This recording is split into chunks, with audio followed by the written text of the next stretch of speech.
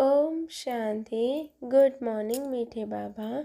आज 3 डिसेम्बर 2025 साकार मुरली।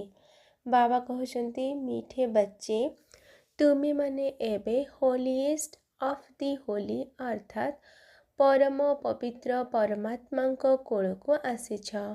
तुमको मानसिक स्तर रे मध्य होली अर्थात पवित्र हेबाको पड़िबो।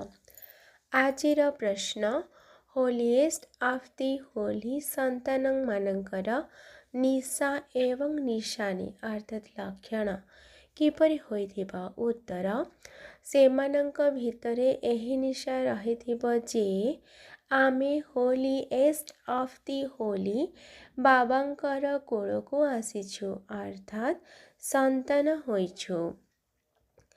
आमे होलीएस्ट देवी देवता हेबाकु जाउछु। सेमानंकर मानसिक स्तर रे अर्थात संकल्प रे मध्य खराब विचार आसी परिबो नाही। सेमाने सुगंध युक्त फूल सदृश अटंती। सेमानंक द्वारा कौनसी ओलोटा कर्म होई परिबो नाही। सेमाने अंतर्मुखी होई निजर जांच करिथांती कि मोठारो समस्तंको सुगंध मिलुछि। मोर आखि अर्थात दृष्टि कहा प्रति आकर्षित हेउ नाही त।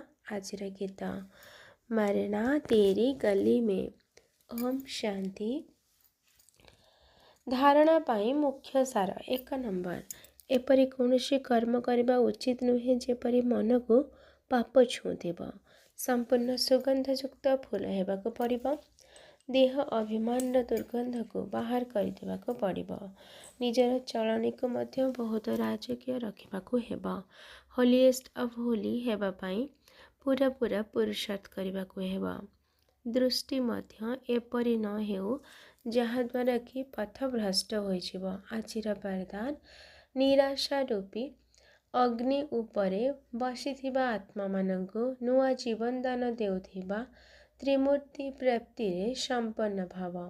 संगम युगरे बाबांक द्वारा प्रत्येक संतान को सदा सुस्थ सदा समृद्ध एवं सदा खुशी रहिबार त्रिमूर्ति वरदान प्राप्त होइथाए। जो पिला माने एही तीनोटी जाक खुशी रे सर्वदा भरपूर रही थांती सेमानंकर खुशीवासिया हर्षित मुख चेहरा को देखि मनुष्य मानंको बंची रहिबार उमंग उत्साह मिली थाए। काहेकि ना एबे मनुष्य माने जीवित थिले मध्य निराशार अग्नि उपरे बसिछंती। एबे एही भली आत्मा मानंको मर्जिबा कर नुआ जीवनर दान दिय। सर्वदा स्मृति रे रहु जे एही तीनोटी जाक प्राप्ति मोर जन्मसिद्ध अधिकार अटे। तेणु एही तीनोटी जाक धारणा पाई डबल अंडरलाइन लगाओ अर्थात विशेष गुरुत्व दियो। आजिर स्लोगान नियारा एवं अधिकारी होई कर्म करिबा ही बंधन मुक्त स्थिति अटे। आजिर अव्यक्त इशारा एवं संपन्न बा कर्मातीत हेबार तीव्र इच्छा प्रकट कर। कर्मातीतर अर्थ हैला सब प्रकार सीमित अर्थात संकीर्ण स्वभाव संस्कार ठारो अतीत हेबा अर्थात नियारा होई जिबा। सीमितर अर्थ हैला बंधन असीमर अर्थ हैला निर्बंधन। ब्रह्मा बाबांका समान एबे सीमित मोर ठारू मुक्त हेबार अर्थात कर्मातीत हेबार अव्यक्त दिवस पालन कर।